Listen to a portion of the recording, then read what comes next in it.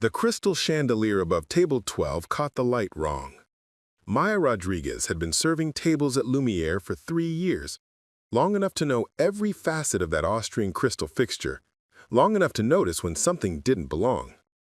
But it wasn't the chandelier that made her pause mid-stride, water pitcher trembling in a grip. It was the necklace draped across the elegant neck of Mrs. Vivian Ashworth, catching the warm amber glow of the restaurant's carefully curated lighting with all the fire of ordinary glass.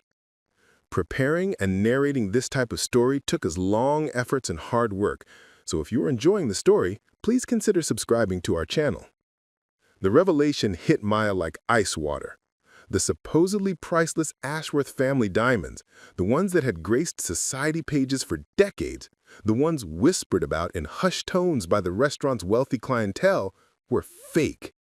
And Maya knew this because for the past 8 months, every Tuesday and Thursday evening after her shifts, she had been hunched over a jeweler's loop in Professor Chen's gemology classroom at the community college, learning to distinguish between the real and the counterfeit. "Excuse me, dear."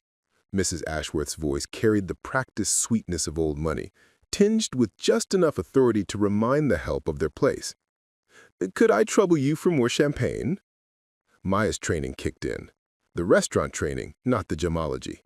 Smile, nod, pour. Don't stare at the customer's jewelry, no matter how fascinating the play of light across what should have been flawless diamonds, but was instead revealing the telltale dispersion pattern of leaded glass. "Of course, Mrs. Ashworth. The crystal, correct?" Maya's voice remained steady, professional, even as her mind raced. She had spent weeks studying the optical properties of diamonds under Professor Chen's patient guidance. She knew the refractive index of genuine stones, could spot the difference between natural and synthetic gems, had memorized the subtle characteristics that separated precious stones from clever imitations. But knowing and acting on that knowledge were two different things entirely. As Maya poured the champagne, her eyes caught on other details she had never noticed before. Mrs. Ashworth's earrings, supposedly rare pink diamonds from her late husband's South African mines, reflected light with the soft, even glow of cubic zirconia. The massive cocktail ring on her right hand, the one she claimed had been a wedding gift from a European prince, showed none of the internal inclusions that would mark it as a genuine emerald. The irony wasn't lost on Maya.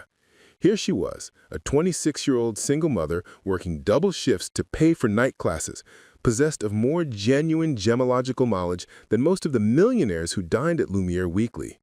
She thought of her daughter Isabella, asleep now in her grandmother's small apartment across town, and of the gemology textbooks stacked beside Maya's bed, pages worn from study sessions that stretched long past midnight. "James, table 7 needs their check." James, the head waiter, appeared beside her with the practiced silence of a career service professional. At 62, he moved through Lumière's dining room like a ghost, anticipating needs before they were voiced, smoothing over social friction with the skill of a diplomat. He had been watching Maya's interaction with Mrs. Ashworth with the sharp eyes of someone who had seen every possible restaurant disaster unfold over 3 decades in fine dining. "Right away," Maya replied, but she cast one more glance at Mrs. Ashworth's jewelry collection. The woman was deep in conversation with her dining companion, Harold Pemberton, whose own watch claimed to be a vintage Patek Philippe, but whose movement Maya could now see was clearly a cheap quartz mechanism poorly disguised behind an elaborate face. The questions multiplied as Maya moved through her evening routine. If Mrs. Ashworth's diamonds were fate, what did that mean? Had she been robbed without knowing it? Her precious family heirlooms replaced by clever reproductions? Or was she complicit in some elaborate deception, wearing costume jewelry while claiming it was worth millions? Maya's thoughts turned to Professor Chen's lectures about insurance fraud, about how the gemstone trade had become a playground for sophisticated scams. She remembered case studies they had examined, families who claimed their jewelry had been stolen when in reality they had already sold the genuine pieces and replaced them with fakes, collecting insurance money while maintaining their social standing. But Mrs. Ashworth? The woman was Manhattan society royalty, her family name carved into the donor walls of museums and hospitals across the city. She owned 3 homes, employed a staff of 12, and threw charity galas that raised millions for causes she championed with the fervor of someone who had never known want. What possible reason could she have for wearing fake jewelry? The dinner rush intensified around Maya, but her training in both worlds, service and gemology, kept her moving efficiently through her section. She served the Hendersons their anniversary dinner, their genuine diamond anniversary band glinting with the internal fire that Mrs. Ashworth's necklace lacked. She cleared plates from the Morrison table, noting that Mrs. Morrison's sapphire bracelet displayed the natural inclusions and color variations that marked it as authentic, valuable, real. By 10 o'clock, when the restaurant began to empty and Maya could finally take a proper break, she had cataloged the jewelry of 24 customers. The pattern that emerged chilled her. Nearly half of the supposedly priceless pieces adorning Lumière's wealthy clientele were sophisticated fakes. Not the obvious costume jewelry that anyone might recognize, but expert reproductions that would fool casual observers, perhaps even fool insurance appraisers who weren't looking too closely. Maya stepped into the small employee break room, her mind spinning with implications. She pulled out her phone and scrolled through the photos she had taken during last week's gemology lab practical. Professor Chen had encouraged his students to document their learning, to build visual databases of the gems they studied. Mixed in with images of rough diamonds and polished rubies were several shots Maya had taken of jewelry she had seen around the restaurant, initially just for practice in identifying stones from a distance. Now, looking at those photos with her newly educated eyes, Maya could see what she had missed before. The telltale signs were all there. The overly perfect clarity of diamonds that should have shown natural inclusions. The uniform color of emeralds that lacked the subtle variations found in natural stones. The mechanical precision of settings that suggested mass production rather than the handcrafted work expected in truly valuable pieces. Her phone buzzed with a text from her mother. "Isabella asking when you'll be home. I told her you're working hard so she can be proud. She says she's already proud. Sweet dreams, mija." Maya smiled despite her confusion and growing concern. Isabella was everything to her. The reason she worked these long shifts, the reason she pushed through exhaustion to attend night classes, the reason she dreamed of a career that could provide stability and maybe even prosperity. Her daughter deserved better than the constant financial stress that had defined Maya's own childhood. But what Maya had discovered tonight felt dangerous. If wealthy customers were knowingly wearing fake jewelry, that was one thing, perhaps eccentric, but not necessarily criminal. If they were unknowingly wearing fakes, that suggested a sophisticated replacement scheme that could involve theft, fraud, and millions of dollars. If they were wearing fakes for insurance purposes, Maya closed her eyes and tried to think through the possibilities rationally. Maybe she was wrong.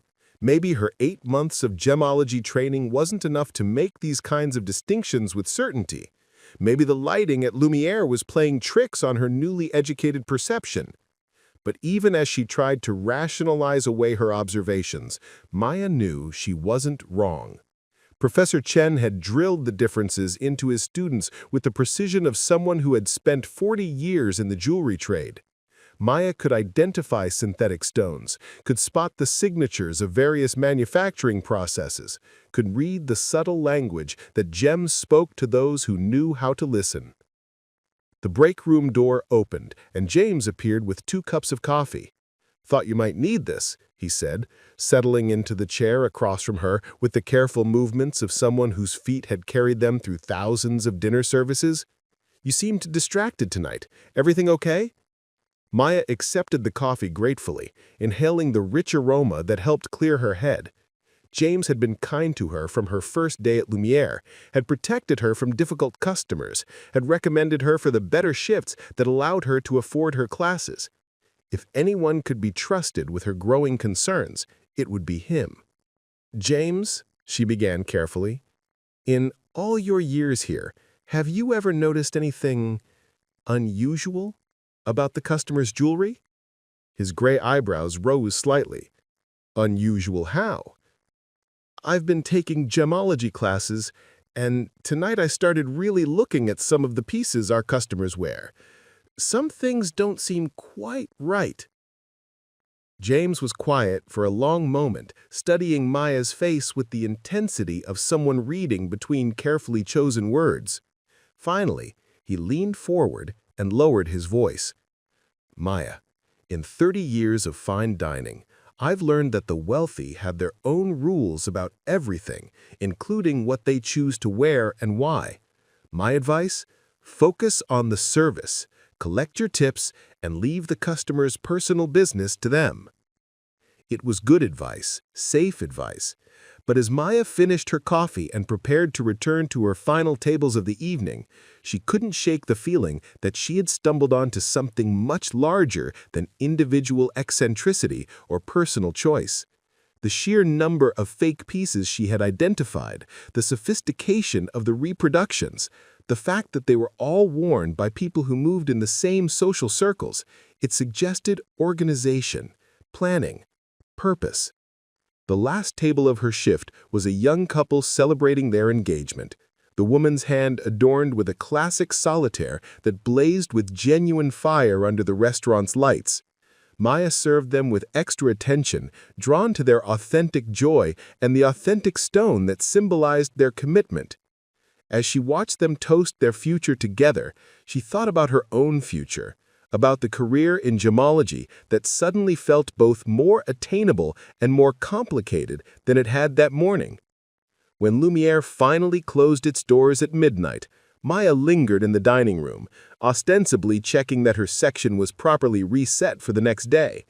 In reality, she was studying the light fixtures, the mirrors, the way different gems and glass caught and reflected the carefully designed illumination. She was building a mental catalog of authentic versus artificial, training her eye to spot the subtle differences that could mean the difference between million-dollar heirlooms and clever costume pieces.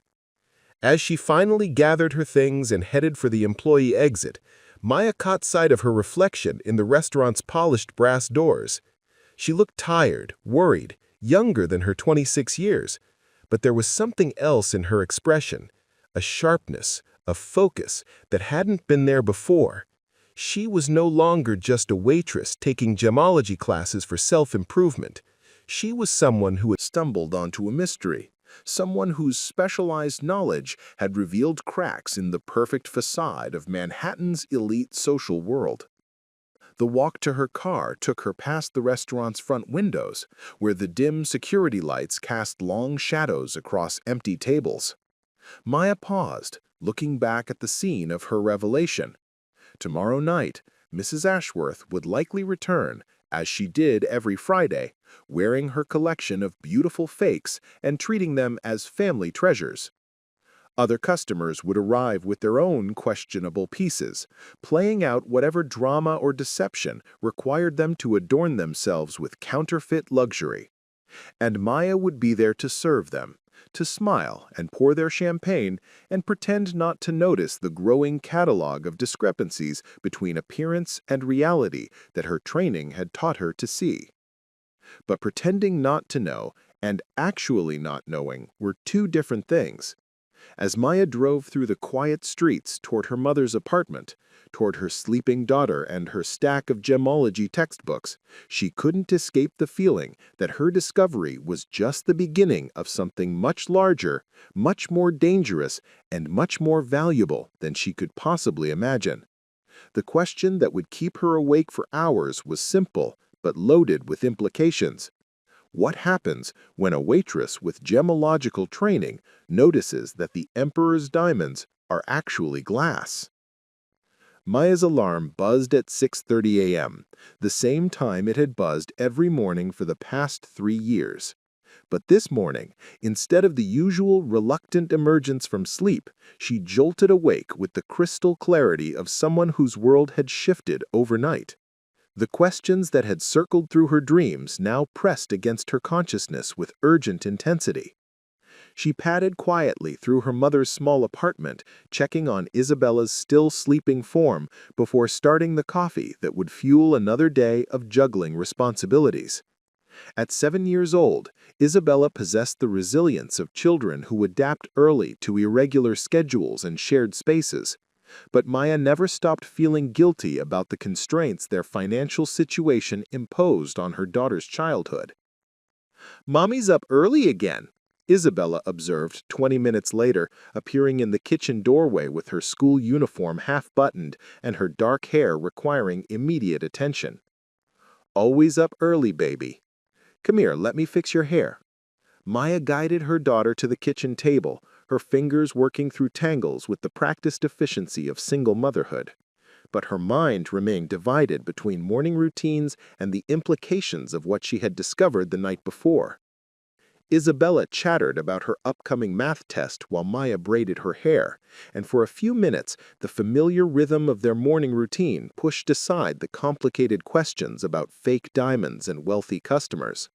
This was Maya's real life, making sure Isabella had clean clothes and a proper breakfast, helping with homework, coordinating schedules with her mother who provided childcare while Maya worked evening shifts. "You seem different today, mija," Carmen Rodriguez observed, emerging from her bedroom with the slow movements of someone whose arthritis flared with changes in weather.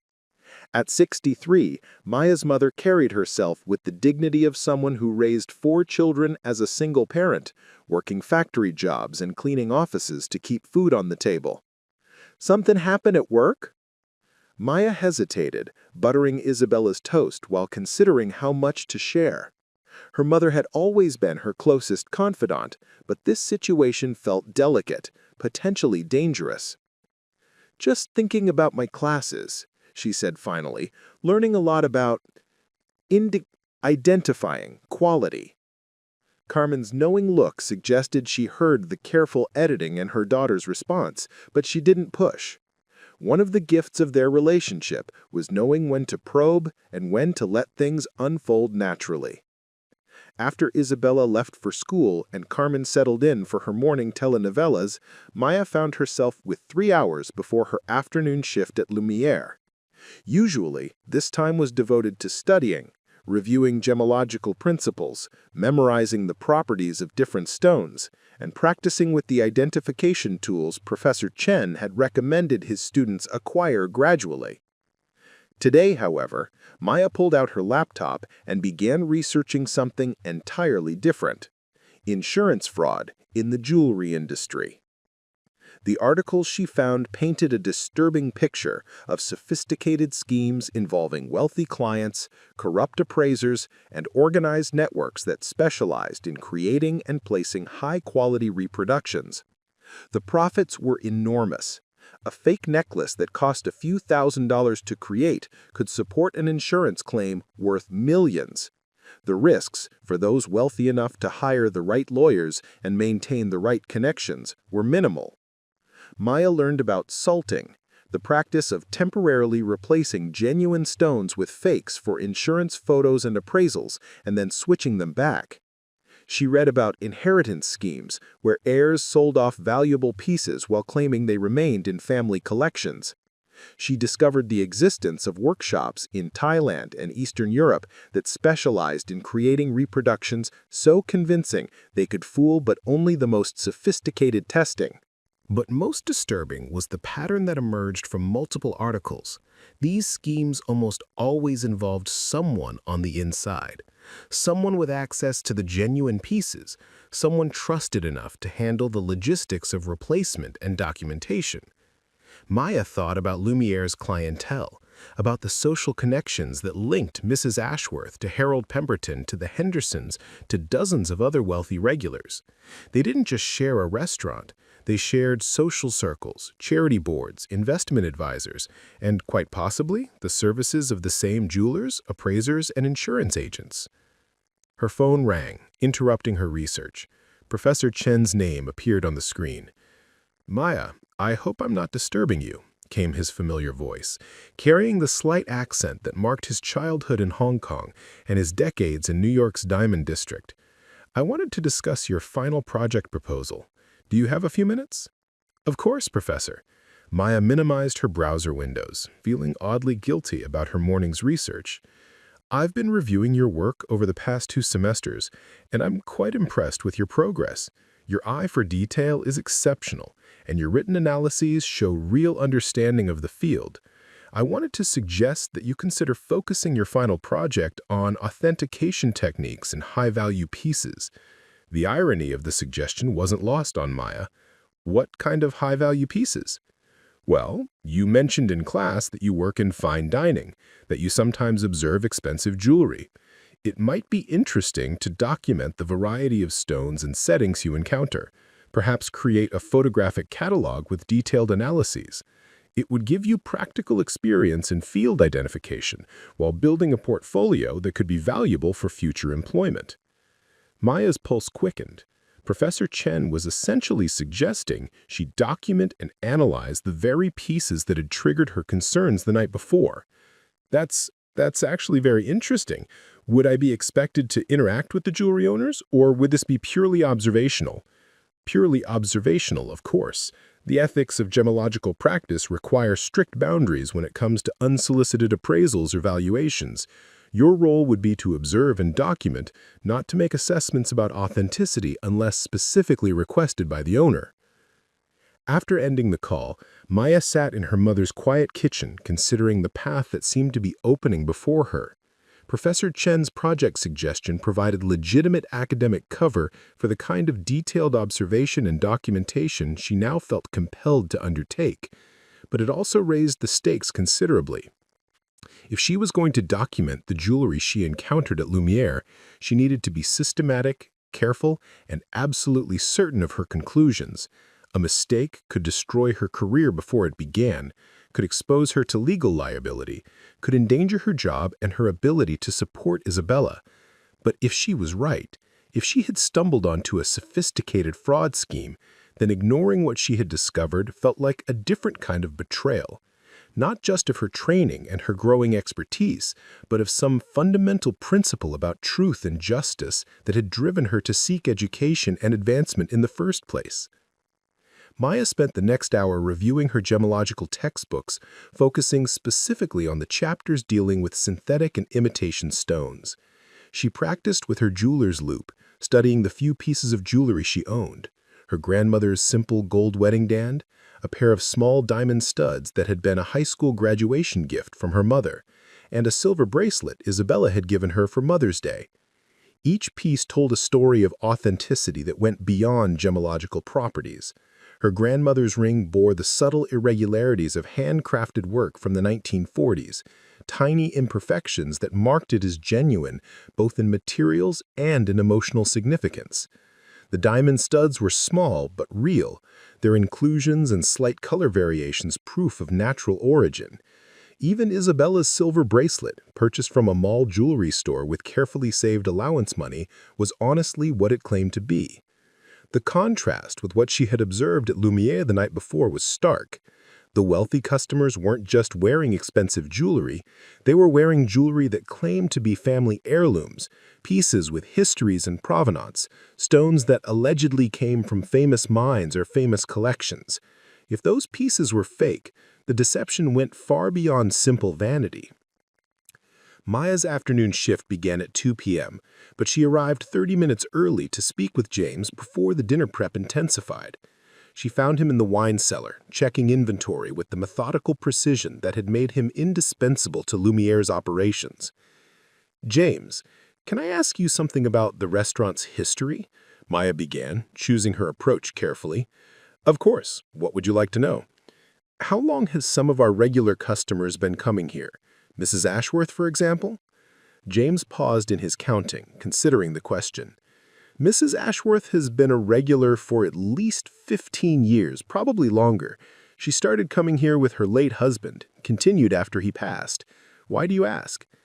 "Just curious about the relationships, I suppose. She seems so established." The Ashworths were certainly that. Harold Ashworth built quite an empire.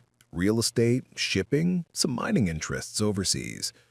When he died, she inherited everything. The jewelry, the art collection, the houses. She's one of our most valued customers. Maya filed away the information about mining interests, remembering Mrs. Ashworth's claims about her diamonds coming from South African mines owned by her late husband. If Harold Ashworth had indeed owned diamond mines, that would make the presence of fake stones in his widow's collection even more puzzling. The dinner service that followed was both familiar and completely different from every previous shift Maya had worked.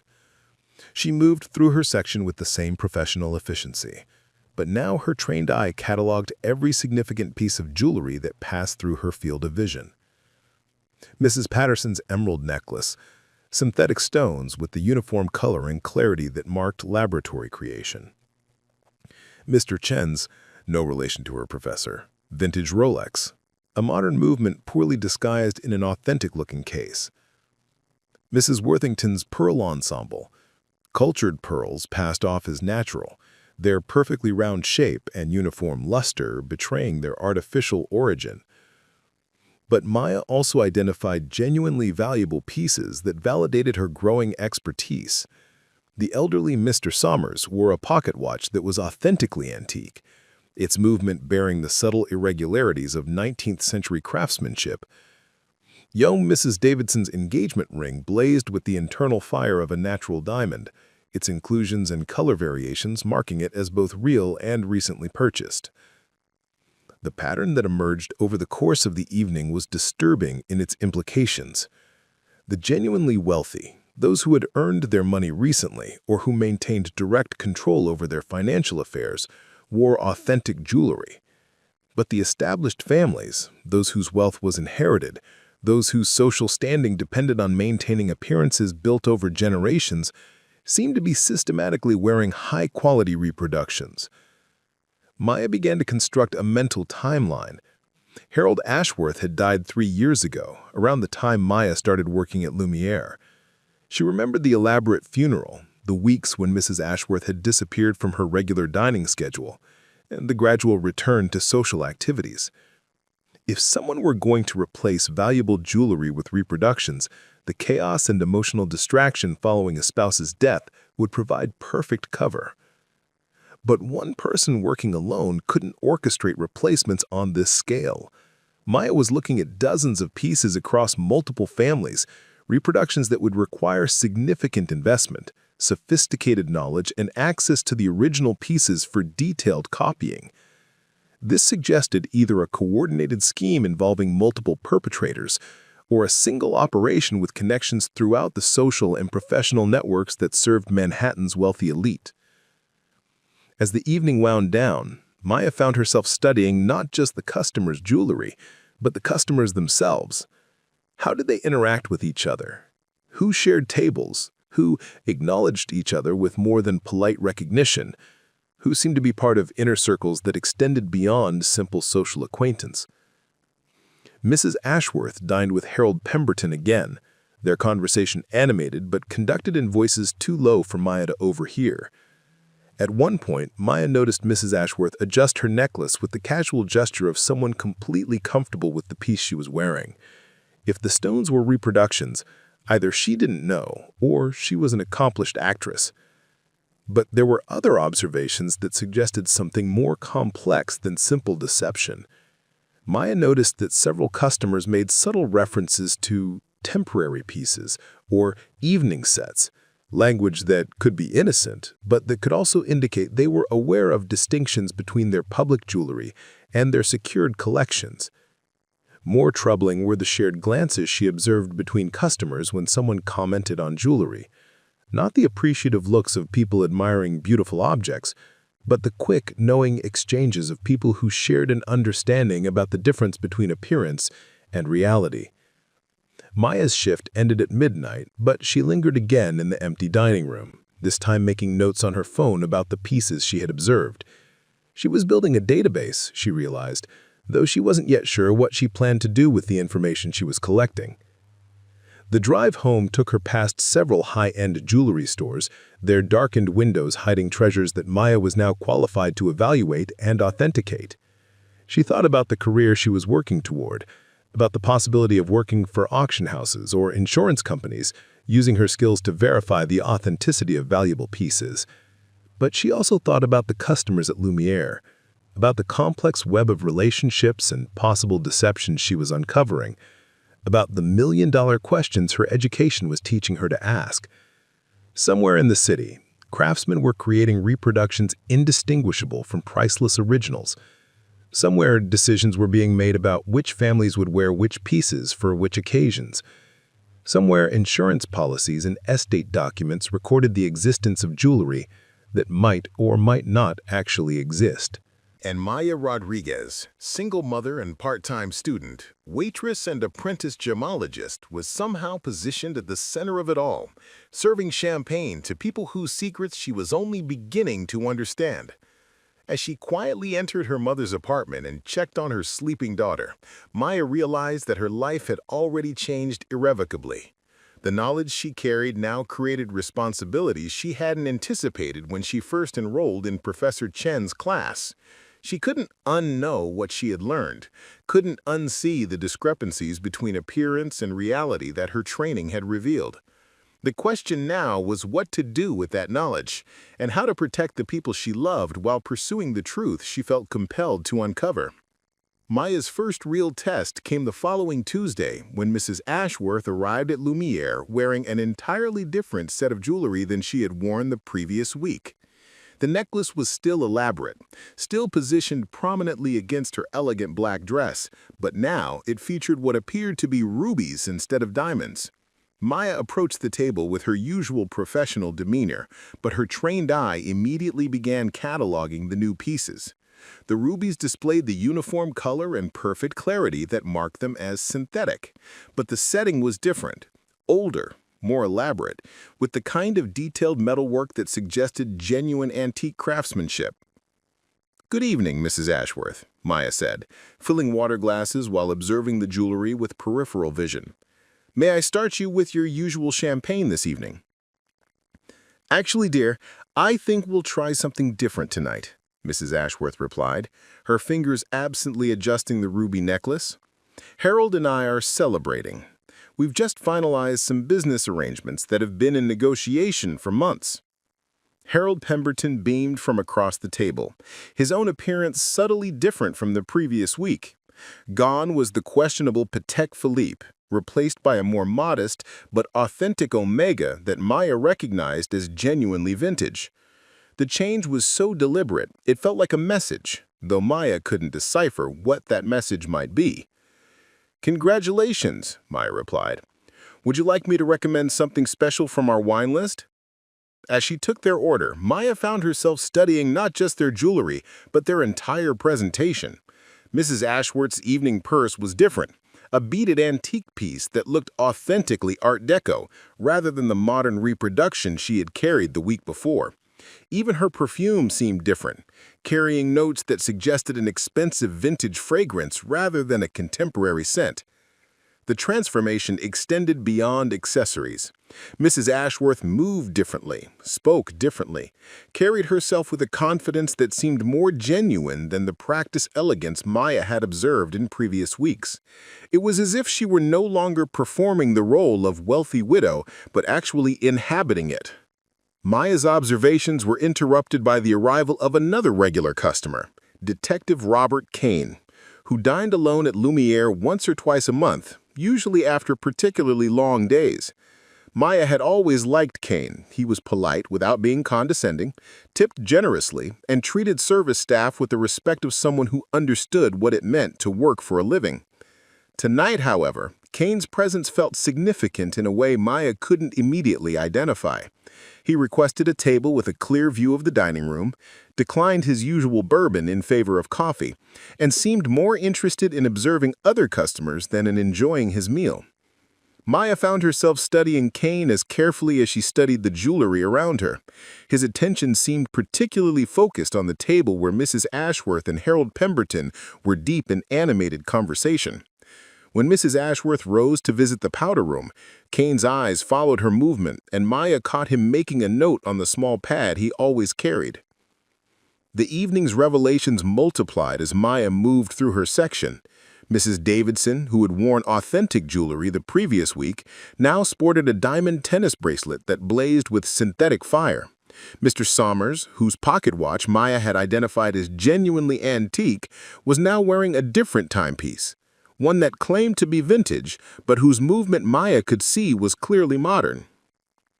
It was as if the regular customers were playing an elaborate game of dress-up, rotating through different personas and different collections of authentic and reproduction pieces. But the rules of the game remained opaque to Maya, and the stakes were clearly higher than simple vanity or social performance. Her confusion deepened when she overheard a fragment of conversation between two customers she hadn't seen before, a well-dressed couple in their 50s who spoke in the careful tones of people accustomed to being overheard. The insurance adjuster seemed satisfied with the photographs, the woman said, adjusting what Maya immediately recognized as a reproduction emerald brooch. The policy should be updated by the end of the week. Excellent. And the originals are safely secured? Her companion replied. Of course, though I do miss wearing them. These copies are beautiful, but they lack the emotional resonance of the real pieces. Maya's pulse quickened as the implications of the conversation settled over her. These weren't victims of jewelry theft or replacement schemes. They were active participants in what appeared to be a systematic fraud operation.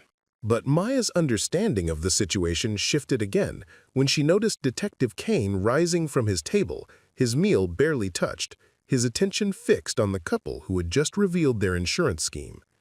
He moved with the casual purpose of someone trained in surveillance, positioning himself at the bar where he could continue observing without drawing attention. The evening became a complex dance of observation and counter-observation. Maya served her tables while watching Kane watch the customers, while cataloging the increasing number of reproduction pieces she identified, while trying to understand the connections between the various players in what was clearly a much larger drama than she had initially realized. The situation escalated dramatically when Mrs. Ashworth returned from the powder room and immediately approached Maya with an unusual request. "Dear, I wonder if you might help me with something," she began, her voice carrying an urgency that hadn't been present earlier in the evening. "I seem to have dropped an earring somewhere between here and the ladies' room. It's quite valuable, a family heirloom, and I'm terribly worried about it." Maya immediately agreed to help search, but as they retraced Mrs. Ashworth's path, her trained eye caught something that made her breath catch. The earring they found near the powder room door was undoubtedly the match to the one Mrs. Ashworth still wore, but under the hallway's bright lighting, Maya could clearly see that both pieces were high-quality reproductions, not the priceless family heirlooms Mrs. Ashworth claimed them to be. "Oh, thank goodness," Mrs. Ashworth exclaimed as Maya retrieved the earring. But as Maya handed it over, she noticed something else. Mrs. Ashworth's reaction to being helped by someone who might recognize the difference between authentic and reproduction jewelry. There was a moment of calculation in her eyes, a quick assessment of Maya that suggested she was wondering exactly how much the young waitress might know about gemstones. "You have a good eye for detail," as Maya helped her refasten the earring. "Have you had any training in jewelry?" The question felt like a test, and Maya chose her answer carefully. "I've always been interested in beautiful things. I suppose you notice details when you work around such elegant pieces every day." Mrs. Ashworth studied Maya's face for another moment before smiling. "Indeed, beautiful things deserve appreciation by those who understand their true value."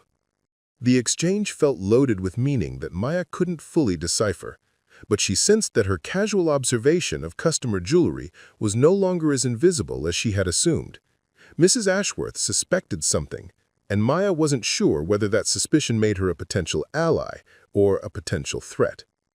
The evening's complications multiplied when Maya noticed Detective Kane discreetly following Mrs. Ashworth back to her table. As Maya served dessert to a nearby table, she caught fragments of his conversation with the maitre d'. "How long has that lady been a regular customer?" Kane asked, nodding toward Mrs. Ashworth. "Oh, Mrs. Ashworth. Oh, many years. She's one of our most valued patrons. Is there a problem, Detective?" "Just routine inquiries, part of an ongoing investigation. Has she always worn such elaborate jewelry?" Maya's hands trembled slightly as she poured coffee, the implications of Kane's questions clear. Mrs. Ashworth wasn't just a participant in some elaborate social game. She was the subject of a criminal investigation. And Maya, with her growing database of observations about reproduction jewelry, might be sitting on evidence that could be crucial to that investigation. But the evening's revelations weren't finished. As Maya processed credit card payments at the end of her shift, she noticed something that made her question everything she thought she understood about the situation. Detective Kane's payment was processed not under his own name, but under a corporate account linked to Meridian Consulting Services, a firm Maya's quick smartphone research revealed specialized in insurance investigation and fraud prevention. Kane wasn't investigating Mrs. Ashworth for the police. He was investigating her for an insurance company, which suggested that someone had already filed claims related to valuable jewelry, and those claims were now being scrutinized for potential fraud. Maya's mind raced through the implications. If insurance companies were already investigating suspicious claims, if reproduction jewelry was being used to support false valuations, if wealthy customers were rotating between authentic and fake pieces depending on the occasion, then Maya's observations weren't just casual curiosities, they were potential evidence in a criminal case worth millions of dollars. Worse, she was beginning to suspect that her observations hadn't gone unnoticed. Mrs. Ashworth's careful questioning, the subtle changes in customer behavior, the presence of an insurance investigator, all suggested that the equilibrium Maya had been observing was already shifting, and her own role in that shift was becoming more significant and more dangerous. As Maya finished her closing duties, she found herself making a decision that would change everything. Instead of simply cataloging her observations in private notes, she began photographing the dining room from different angles, documenting the lighting conditions and sightlines that allowed her to observe customer jewelry with such clarity. If she was going to be thrust into the middle of this investigation, whether she wanted to be or not, she needed to gather evidence systematically and professionally. Maya understood that her amateur observations would need to meet legal standards if they were ever going to be useful in exposing what appeared to be a massive fraud operation. The next several nights at Lumière became an intensive surveillance operation disguised as routine restaurant service. Maya arrived early to study the dining room's layout, identifying the tables and angles that provided the best views of customer jewelry. She practiced using her phone's camera discreetly, learning to take clear photos of jewelry without drawing attention to her activities. But Maya's increasingly systematic approach to observation didn't go unnoticed. On Thursday evening, James approached her during a quiet moment between dinner courses. "Maya, I need to speak with you privately," he said, his usual warm demeanor replaced by something more serious. "Let's step into the office." Maya's heart rate accelerated as she followed James to the small administrative office behind the kitchen. Had she been too obvious in her observations? Had a customer complained about her behavior? Had Detective Kane revealed his investigation to restaurant management? "I've been watching you this week," James began, settling behind the desk with the weary expression of someone facing an unpleasant conversation. "You're acting differently, more focused on things that aren't your job. I'm concerned about what you might be getting yourself into." Maya chose her words carefully. "I'm not sure what you mean. I'm just trying to do my job well."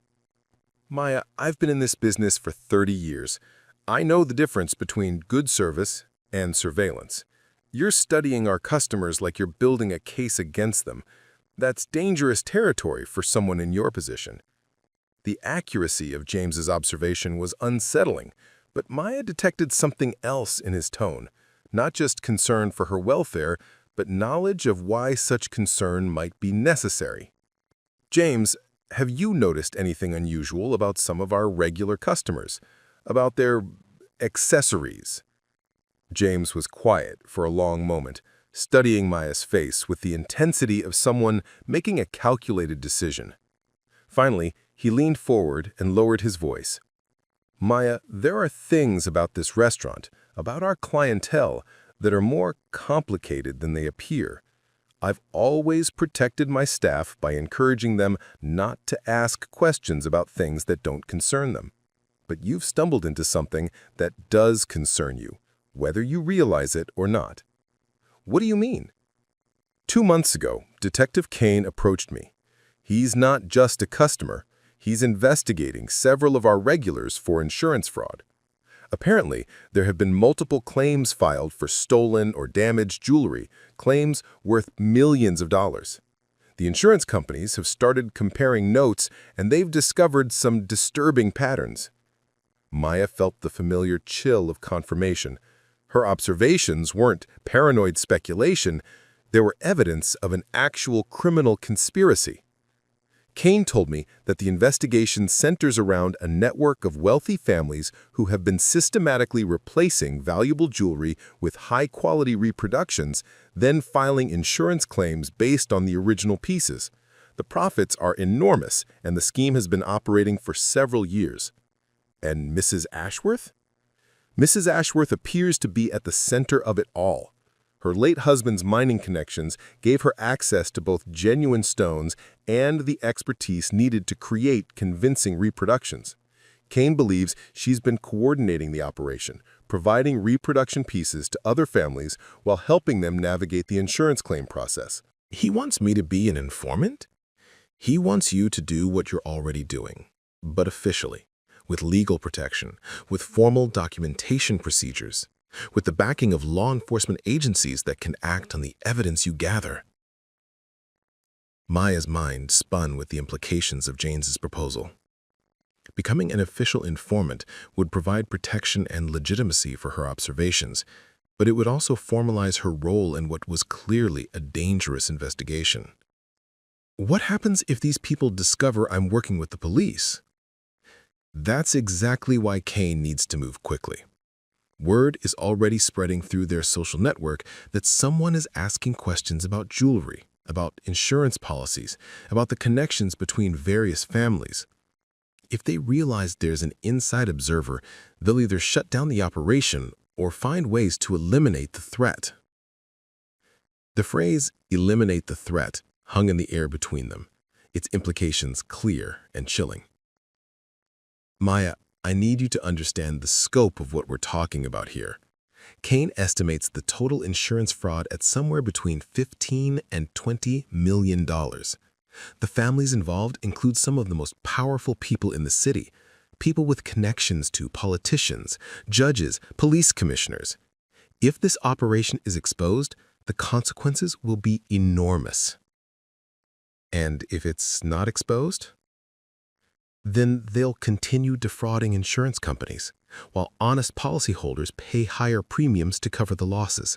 And eventually, someone less careful than you will notice the discrepancies, someone who might not have the gemological training to document them properly, someone who might become a liability to be managed rather than an asset to be recruited. Maya thought about Isabella, asleep at her grandmother's apartment, blissfully unaware that her mother was being recruited for an operation that could launch her career or destroy her life. She thought about the gemology classes that had given her the skills to identify this fraud in the first place, about Professor Chen's emphasis on the ethical responsibilities that came with specialized knowledge. If I agree to help, what exactly would I be expected to do? Continue working your shifts normally. Continue observing and documenting jewelry. But now you'd photograph everything you see, with proper lighting and angles that would allow gemological analysis. You'd note which customers wear which pieces on which occasions.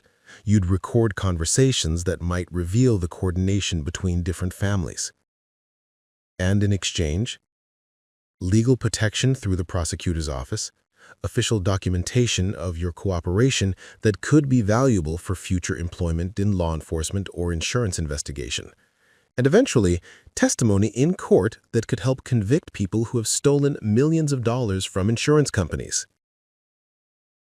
Maya realized that her answer to James's proposal would determine not just her immediate future, but the entire trajectory of her career and her family's security.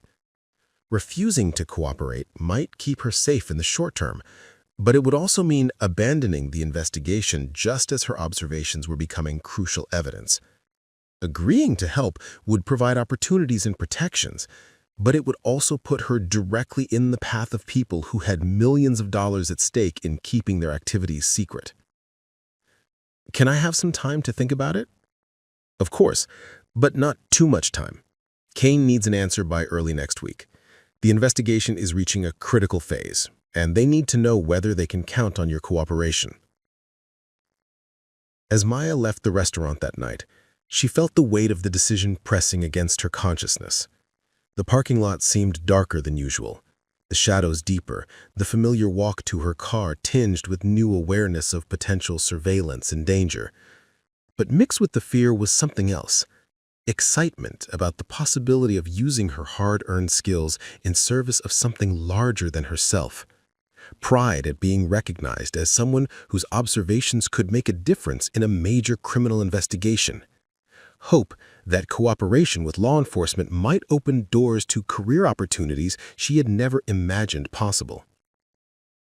Maya drove home through streets that looked the same but felt different, as if her growing involvement in the jewelry fraud investigation had shifted her perspective on everything around her. The city was full of secrets, full of people playing elaborate games with truth and deception, full of opportunities for someone with the right skills and the right instincts to make a meaningful difference.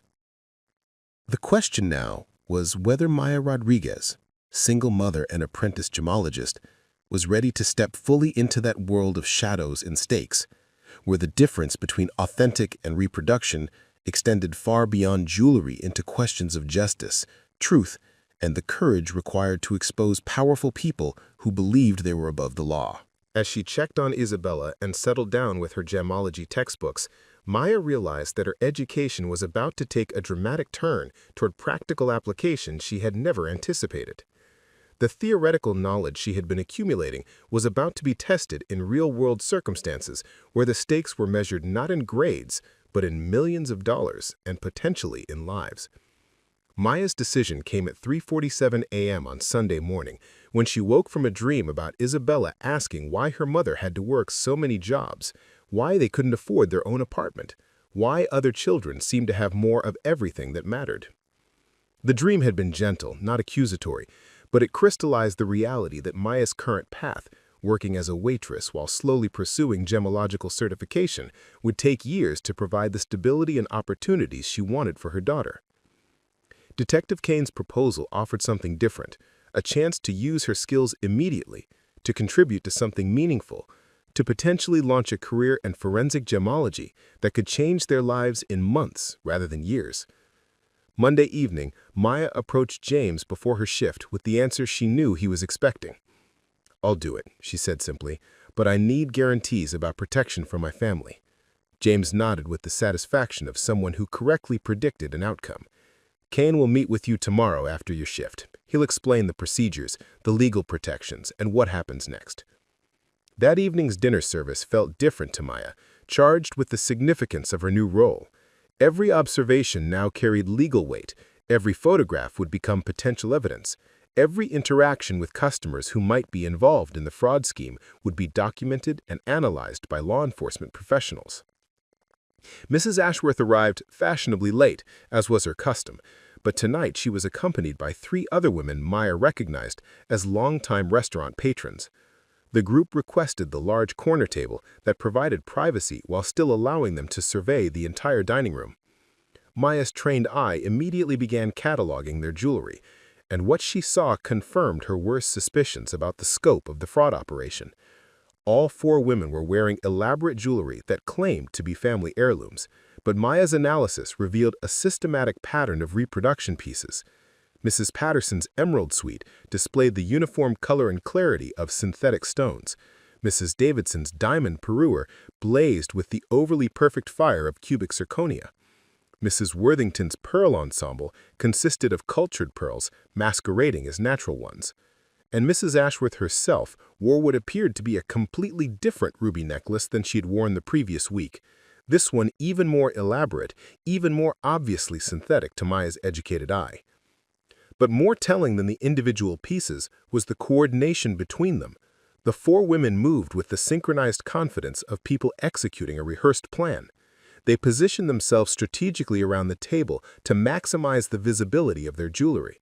Spoken voices calculated to carry to nearby tables and made casual references to insurance appraisals, estate planning, and the challenges of maintaining valuable collections.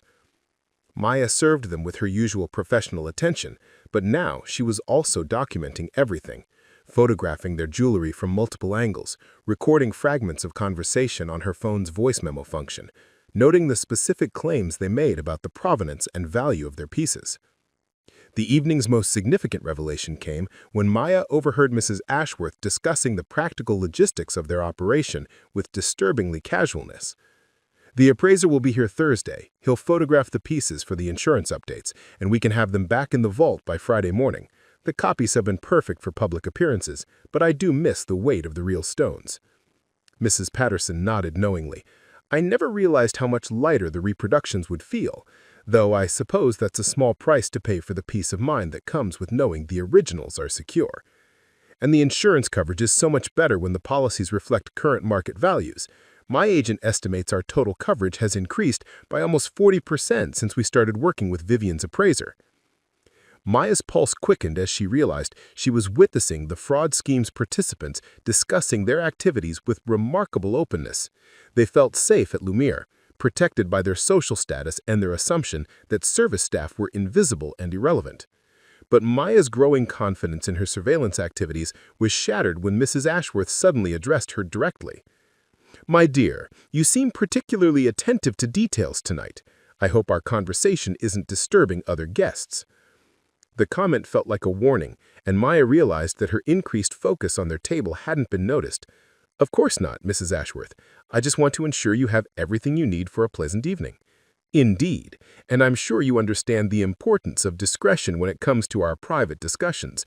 The matters we discuss are quite sensitive." The message was clear.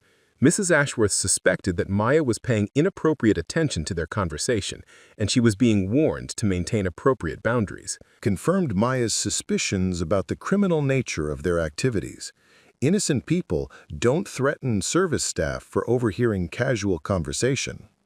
Maya's unease deepened when she noticed two men in expensive suits who had been seated at the bar throughout the evening, nursing drinks while maintaining careful observation of Mrs. Ashworth's table. They weren't customers in any normal sense. Their attention was too focused, their positioning too strategic, their presence too purposeful for social dining. When one of the men approached Maya during a quiet moment near the service station, her suspicion crystallized into genuine alarm. "Excuse me, miss," he said, his voice carrying the flat authority of someone accustomed to compliance. "I'm sorry to bother you, but I noticed you've been very attentive to the ladies at table 12. Is there some kind of problem with their service?" The question was phrased politely, but everything about the man's demeanor, his positioning that blocked Maya's movement, his steady eye contact that felt like interrogation, his tone that suggested consequences for wrong answers, marked him as someone enforcing rather than inquiring. "No problem at all," Maya replied, fighting to keep her voice steady. "They're longtime customers, and I always try to provide exceptional service. Of course, I'm sure they appreciate your attention to detail, though I hope you understand that some customers value their privacy, especially when discussing personal matters." The man's message was unmistakable. Maya's observations had been noticed, and she was being warned to stop. But the fact that Mrs. Ashworth had brought security personnel to the restaurant suggested that the fraud operation was far more sophisticated and far more dangerous than Maya had realized. Maya's hands trembled slightly as she continued her dinner service, hyper-aware now of being watched not just by Detective Kane, who had maintained his usual corner table, but also by the two men who were clearly there to monitor her activities. The restaurant had become a chessboard where Maya was simultaneously a player and a piece, valuable to law enforcement, but vulnerable to the criminals she was helping to expose. The evening's tension reached a breaking point when Maya witnessed an exchange that confirmed her worst fears about the scope and organization of the fraud scheme. Mrs. Ashworth discreetly handed a small velvet pouch to Mrs. Patterson, who examined its contents briefly before nodding with satisfaction. "The matching earrings," Mrs. Ashworth explained in a voice barely audible to Maya's straining ears. "They'll complete the set for Thursday's appraisal. The photographs should be spectacular." Maya realized she was witnessing the distribution of reproduction jewelry that would be used to support fraudulent insurance claims. The velvet pouch contained fake gems that would be photographed and documented as priceless family heirlooms, then used to justify inflated insurance coverage while the authentic pieces remained hidden in secure locations. But Maya's observation of this crucial exchange was interrupted by the sudden appearance of James at her side. "Maya, I need you to come with me immediately," he said, his voice tight with urgency. "There's been a development." Maya followed James to the restaurant's office, where Detective Kane was waiting with an expression that mixed frustration with concern. "We have a problem," Kane began, without preamble. "Someone has been asking questions about you. Questions about your background, your financial situation, your family. Questions that suggest they're evaluating whether you pose a threat to their operation." Maya's blood chilled as the implications settled over her. "What kind of questions?" "About your daughter's school, your mother's address, your work schedule, the kind of detailed information that people gather when they're considering taking action to protect themselves." Kane's explanation confirmed Maya's growing suspicion that her surveillance activities had been detected and that her safety and her family's safety was now at risk. "We need to accelerate our timeline," Kane continued. "We were planning to build the case gradually over several months, but it's clear that they're becoming aware of the investigation. We need to gather the crucial evidence now, before they shut down the operation or take steps to eliminate witnesses." "What does that mean for Maya?" James asked, his protective instincts clearly engaged. "It means she needs to be extraordinarily careful, but it also means her observations over the next few days could be crucial to making our case. We're arranging for additional protection, but we need her to document everything she sees while maintaining the appearance of normal restaurant service." Maya thought about Isabella, about her mother, about the life she had built through careful planning and consistent effort. The possibility that her involvement in the investigation could endanger her family was terrifying. But the alternative, backing away now and leaving the fraud scheme to continue, felt like a betrayal of everything she had worked to become. "What specifically do you need me to do?" Maya asked, surprised by the steadiness in her own voice. "Mrs. Ashworth mentioned that their appraiser will be here Thursday. We need photographs of every piece of jewelry he examines, documentation of the appraisal process, and, if possible, recording of any conversations about insurance claims or coverage amounts." "And after Thursday?" Kane's expression grew serious. "After Thursday, we'll have enough evidence to begin making arrests. Your role as an inside observer will be finished, and you'll be relocated temporarily while we process the suspects and prepare for trial." The finality of Kane's statement struck Maya with unexpected force. In less than a week, her life would change completely. Her job at Lumière would end, her routine would be disrupted, her daughter's stability would be affected. But those changes also represented opportunity. Recognition for her contributions to a major criminal investigation, potential employment in forensic gemology, financial compensation that could provide the security she had been working toward for years. As Maya returned to her tables for the final hour of dinner service, she felt the weight of her approaching transformation. Thursday would mark the end of her career as a waitress and the beginning of something entirely new. If she could survive the next few days without being detected by criminals who had millions of dollars at stake in silencing her. The evening concluded with Mrs. Ashworth's table settling their bill and departing with elaborate courtesy that felt distinctly like performance. As they gathered their belongings, Maya noticed Mrs. Ashworth palm something from the table, a small object that she transferred to her purse with practiced discretion. Later examination of Maya's photographs would reveal that the object was a high-quality jeweler's loupe, the same type used by appraisers and gemologists to examine stones closely. Mrs. Ashworth had been conducting her own evaluation of her companion's reproduction jewelry, ensuring that the pieces would pass professional scrutiny during Thursday's appointment. The discovery confirmed that Mrs. Ashworth possessed genuine gemological knowledge, that she understood the technical requirements for creating convincing reproductions, and that she was personally supervising the quality control that made their fraud scheme possible. As Maya drove home through the quiet streets, she realized that Thursday's confrontation would pit her newly acquired skills against Mrs. Ashworth's more extensive experience. Her documented observations against their elaborate deceptions. Her commitment to truth against their investment in maintaining a multi-million-dollar criminal enterprise. The outcome would determine not just the success of the investigation, but Maya's future in a field where accuracy, integrity, and courage were not just professional requirements, but literal matters of life and death. Thursday arrived with the weight of inevitability. Maya woke before her alarm, her mind already racing through the day's critical importance. Today, Detective Kane's investigation would either gather the evidence needed to expose a multi-million-dollar fraud scheme, or the criminals would discover her role and take action to protect themselves. Maya followed her normal morning routine with Isabella and her mother, but every mundane action, making breakfast, braiding hair, checking homework, felt precious in its normalcy.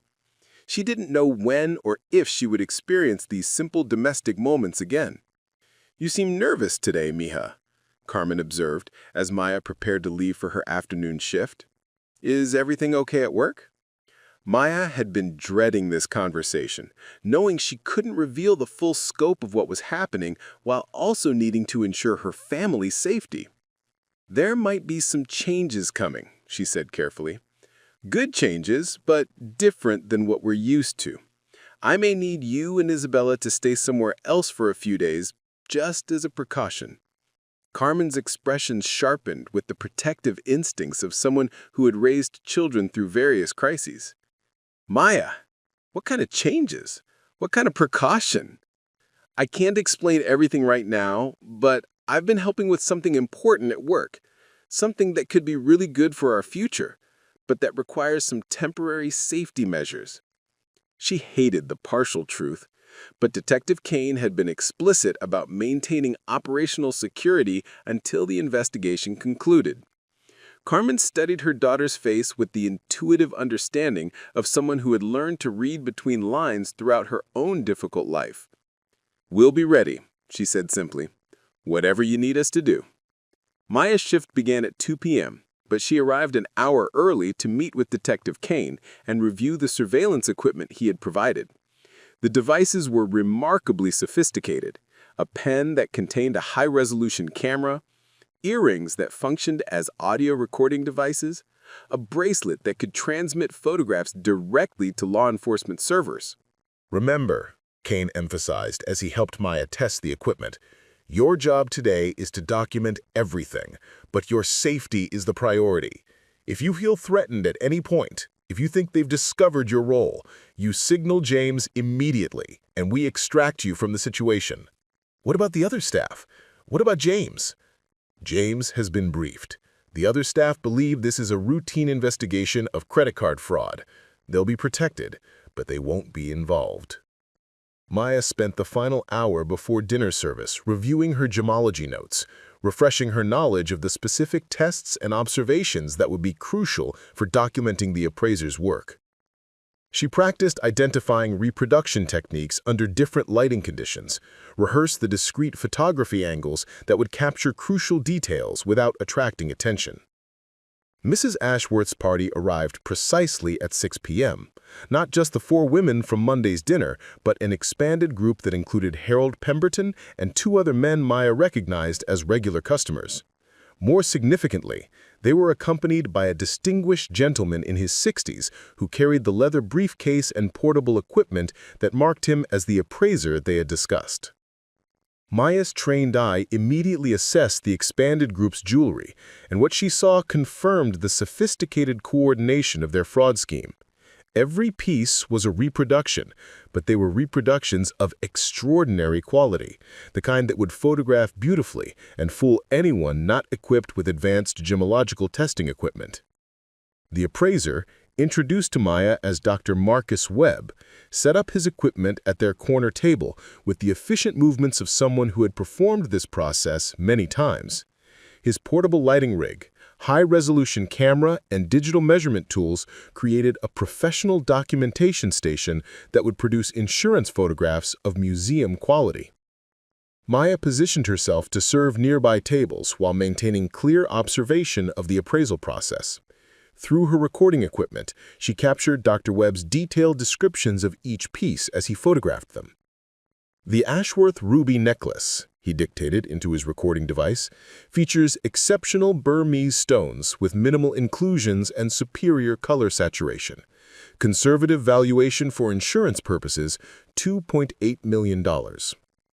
Maya's gemological training allowed her to identify the stones as synthetic rubies, worth perhaps $500 each, created in a laboratory with the uniform perfection that Dr. Webb was praising as natural excellence. The difference between his valuation and the actual value was staggering, nearly $2.8 million in fraudulent insurance coverage for a single piece." The pattern continued as Dr. Webb examined and photographed each woman's jewelry. Mrs. Patterson's emerald suite received a valuation of $1.9 million for stones Maya knew were synthetic. Mrs. Davidson's diamond parure was appraised at $3.2 million for cubic zirconia that had cost perhaps a few $1,000s to create. Mrs. Worthington's pearls were valued at $850,000 despite being cultured rather than natural. By Maya's calculation, the single evening's appraisals were generating over $12 million in fraudulent insurance coverage, and this was clearly just one session in an ongoing scheme that had been operating for years. But Maya's documentation of the appraisal process was interrupted by a development that confirmed her worst fears about the danger of her situation. One of the men accompanying Mrs. Ashworth's group approached the service station where Maya was preparing drinks. "Excuse me," his voice carrying the same flat authority she had encountered earlier in the week. "Mrs. Ashworth would like to speak with you privately, something about arranging special service for future visits." Maya's pulse accelerated as she realized this was likely the confrontation Detective Kane had warned her about. Mrs. Ashworth had identified her as a threat, and they were making their move to neutralize that threat. "Of course," Maya replied, fighting to keep her voice steady. "Let me just finish preparing these drinks." As she worked, Maya activated the emergency signal Kane had provided, a specific sequence of touches on her recording bracelet that would alert law enforcement to immediate danger. She didn't know how quickly help could arrive, but she knew that the next few minutes would determine whether months of investigation would result in justice or tragedy. Maya followed Mrs. Ashworth's representative to a small private dining room that Lumière used for special events. Mrs. Ashworth was waiting alone, her demeanor completely different from the elegant socialite persona she maintained in public. Now she radiated the calculating intensity of someone accustomed to managing threats and protecting valuable operations. "Maya, isn't it?" she began, settling into a chair with predatory grace. "I understand you've been very observant during our recent visits. Very attentive to details that might not concern a typical waitress." "I just try to provide excellent service," Maya replied, positioning herself near the door while maintaining the appearance of respectful attention. "Indeed, and I'm sure you've noticed that my friends and I appreciate beautiful jewelry. Some of us have been fortunate enough to inherit pieces with significant history and value." Mrs. Ashworth's tone carried unmistakable menace beneath its social politeness. Maya realized she was being tested, that her response would determine whether she was seen as a manageable problem or an unacceptable risk. "I've always admired beautiful things," Maya said carefully, "though I wouldn't presume to comment on their value or authenticity." The word authenticity hung in the air between them, and Maya immediately realized her mistake. She had revealed knowledge that a simple waitress shouldn't possess, knowledge that confirmed Mrs. Ashworth's suspicions about her role in whatever investigation was clearly underway. "Authenticity," Mrs. Ashworth repeated, her voice now stripped of all social pretense. "An interesting choice of words from someone who claims to simply admire beautiful things. Tell me, Maya, what do you know about gemological authentication?" Maya's mind raced through possible responses, all of them dangerous. Denying her knowledge would be pointless now that she had revealed it. Admitting her training would confirm that she posed a genuine threat to their operation. But lying would likely be detected by someone clearly experienced in managing security threats. "I've taken some classes," Maya admitted, hoping that partial truth might provide a path through the confrontation. "I've always been interested in learning more about the things I see at work." "Classes," Mrs. Ashworth mused. "How wonderfully educational. And I suppose these classes have taught you to distinguish between natural stones and synthetic ones, between authentic pieces and reproductions." The conversation had moved beyond testing into territory that felt distinctly like interrogation. Maya realized that Mrs. Ashworth was confirming the scope of what she knew before deciding how to deal with the threat she represented. "I'm still learning," Maya replied. "I wouldn't feel comfortable making judgments about customers' personal belongings." "Of course not. That would be presumptuous. It would also be potentially dangerous for someone in your position." The threat was now explicit, and Maya understood that she was in immediate physical danger. Mrs. Ashworth had confirmed that Maya possessed the knowledge to expose their operation and was now calculating the best way to eliminate that threat. Maya's salvation came in the form of commotion from the main dining room, raised voices, the sound of movement, the distinctive authority of law enforcement taking control of a situation. Detective Kane's team had received her emergency signal and were moving to arrest the members of the fraud conspiracy. Mrs. Ashworth's composure cracked as she recognized the sounds of her operation being dismantled. "You've been working with them," she said, her voice now carrying genuine rage rather than calculated menace. "You've been documenting our activities." "Yes," Maya replied, no longer seeing any point in deception. "I've been helping expose your fraud scheme, the insurance companies, the fake appraisals, the reproduction jewelry, all of it." Mrs. Ashworth's transformation was complete now, the elegant socialite facade replaced by the desperate calculation of someone whose carefully constructed criminal enterprise was collapsing. "Do you have any idea what you've done? What you've destroyed? The financial arrangements, the social connections, the carefully balanced relationships that took decades to construct.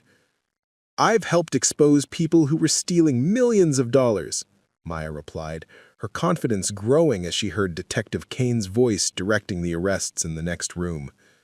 "People who were defrauding insurance companies while honest customers paid higher premiums to cover your thefts." The confrontation ended when Detective Kane and two uniformed officers entered the private dining room to arrest Mrs. Ashworth. As they read her rights and escorted her toward the main dining room, Maya caught a glimpse of the larger scene. Dr. Webb in handcuffs, his equipment confiscated as evidence. Harold Pemberton and the other conspirators being processed by additional officers. Restaurant staff and innocent customers being interviewed and released. The sophisticated fraud operation that had stolen millions of dollars over several years was being dismantled by law enforcement professionals armed with evidence that Maya's observations and recordings had made possible. Maya's role as an inside observer was finished, but the legal process was just beginning. Over the next several weeks, as the district attorney's office built their case against the conspiracy members, Maya found herself at the center of a complex legal and media storm.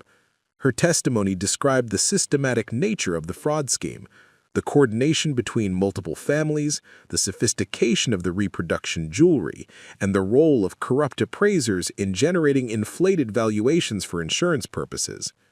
Her photographs and recordings provided crucial evidence of the conspirators discussing their activities and coordinating their deceptions. Gemologist, recognizing that her combination of technical knowledge and investigative instincts was exactly what they needed to prevent similar schemes in the future.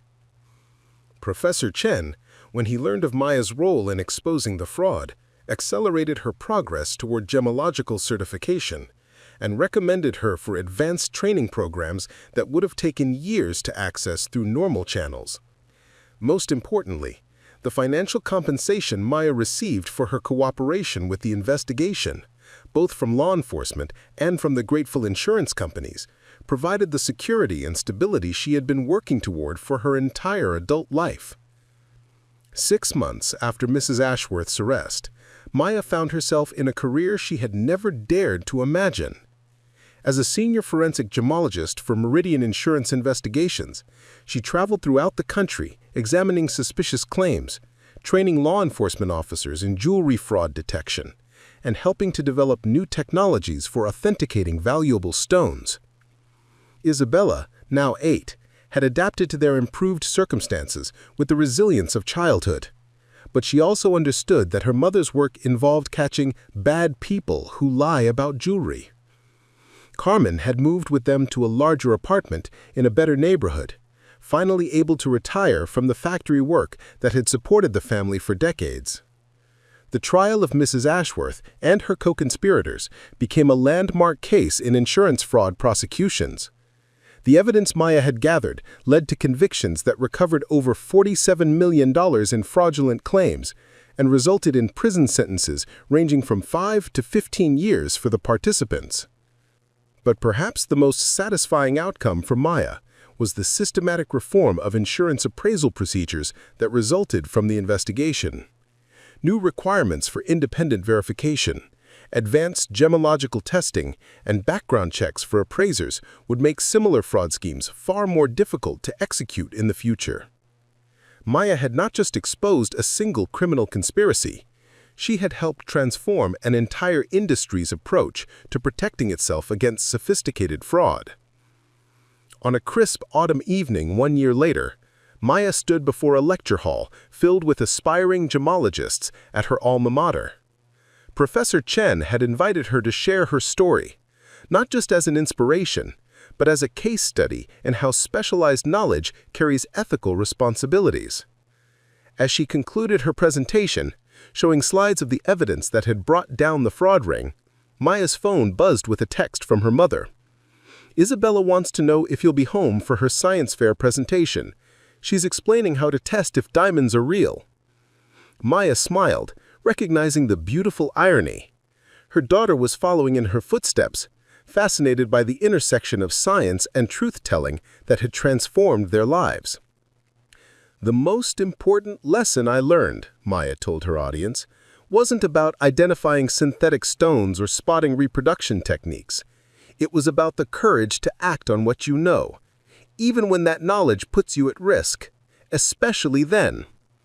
She thought about that night at Lumière when she first noticed Mrs. Ashworth's fake diamonds, how a simple observation had cascaded into life-changing consequences. She thought about the fear, the danger, the impossible decisions that had tested not just her gemological skills, but her character.